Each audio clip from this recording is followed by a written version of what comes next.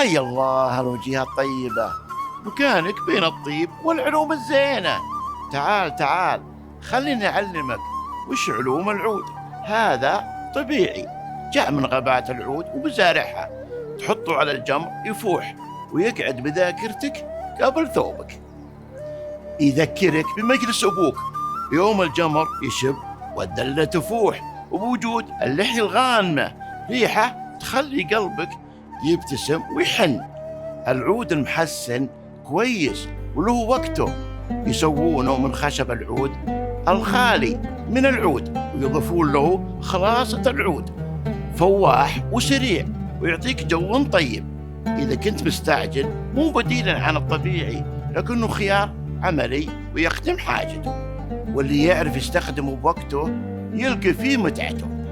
لكن يا وليدي، الطيب مثل كل شيء، يختلف حسب ميزانية كل واحد. الطبيعي غالي أي نعم، بس له جوه ووقته. الزين إنك تعرف الفرق. في ناس تحب تتبخر كل يوم، وهنا يجي دور المحسن، يعطرك ويكفيك ويخلي الطيب عادة مو بس مناسبة. إن طاب حديثي فذا من طيبكم، وإن شاب العود وسواليفي كلها طيب. نشوفكم في الحلقة الجاية. طبتم وطاب فالكم.